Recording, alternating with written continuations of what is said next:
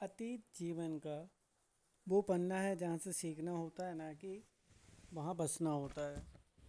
जिन्हें अतीत मानता है वो वर्तमान को खो देते हैं। अतीत जिसे ना बदला जा सकता है, ना ही दोबारा जिया जा सकता है। लेकिन हम में से बहुत से लोग बार बार उन्हीं बातों में उलझते रहते हैं। पछतावे, अपराध बोध या बीते पलों की लालसा में है आदत न केवल मेंटल हेल्थ को प्रभावित करती है, बल्कि वर्तमान क्षण को भी व्यर्थ गवा देती है।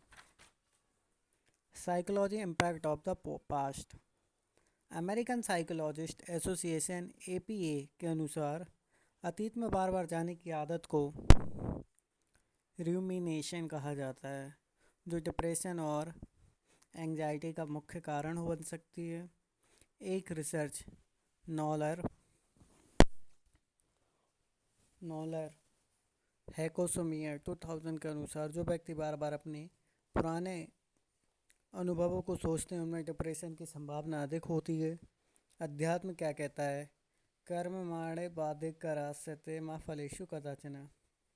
श्री कृष्ण श्लोक के संस में कुछ कह रहे हैं कि केवल कर्म करने पर तुम्हारा अधिकार है, फल पर नहीं। इसका अर्थ तो यही हुआ ना कि केवल कर्म करो जो उसे वर्तमान में कर सकते हैं। वर्तमान क्षण पर ही हमारा अधिकार है, और फल क्या मिलता है या क्या न मिले इसकी चिंता करना व्यर्थ है। यानी भूत भविष्य के बारे में परेशान होना फिजूल है, उस पर हमारा कोई काबू नहीं है, कोई अधिकार नहीं है। ऐसे ही कुछ महात्मा बुद्ध भी कहते हैं, अतीत में मत उलझो, भक्ति के सपने, भविष्य के सपने मत देखो, मन को वर्तमान पर केंद्रित करो। अतीत एक किताब है, न कि कैद खाना।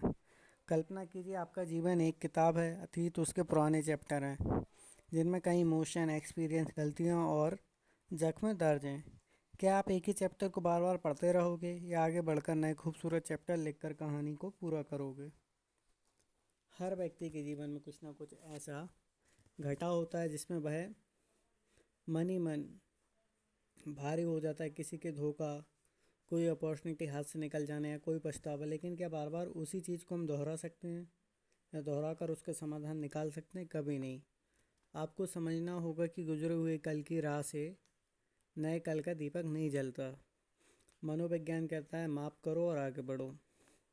यूनिवर्सिटी ऑफ कैलिफोर्निया के प्रोफेसर डॉक्टर सोनिया ल्यूबेमिनिक्स की के अनुसार ग्रेटिट्यूड और फॉरगिवनेस की प्रैक्टिस से मानसिक स्वास्थ्य में 25% तक सुधार देखा गया है। जब हम कोई भी चीज़ को स्वीकार करते हैं, कोई गलती को या खुद को या किसी को माफ़ कर देते हैं, तो मानसिक हल्कापन अपने आप आता है। और वैसे भी जब तक आप अपने पुराने जख्म को सहलाते रहेंगे तो वो कभी नहीं भर सकते। अतीत को जलाकर वर्तमान को रोशन करें। जब पुराने पेड़ों की लकड़ी को टुकड़े जलते हैं तभी नया ताज़ा भोजन बनता है। ठीक जैसे ही पुराने अनुभवों की सीख की आग में जलाइए ताकि नया जीवन जी सकें। हर दिन एक नया सफ़ेद पन्ना है, उस पर अतीत की स्याही मत गिरने दें। निष्कर्ष, विज्ञान, मनोविज्ञान और अध्यात्म तीनों यही कहते हैं कि अतीत से सीखो पर उसमें जियो मत। वर्तमान ही एकमात्र ऐसा क्षण है जिसे हम सर्वप्रथम जी सकते हैं, और जी कर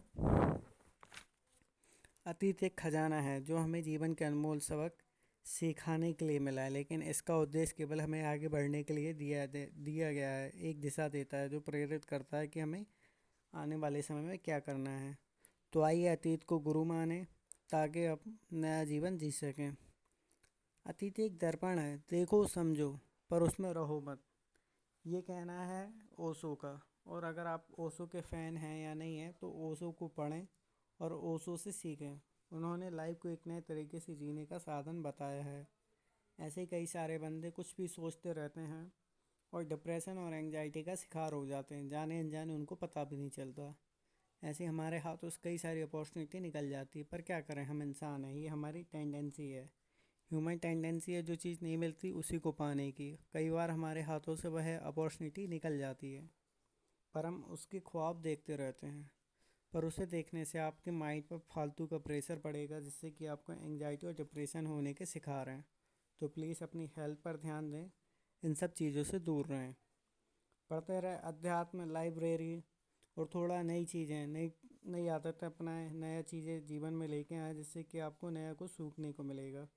धन्यवाद। चैनल को लाइक करें, सब्सक्राइब करें, शेयर करें। Thank you.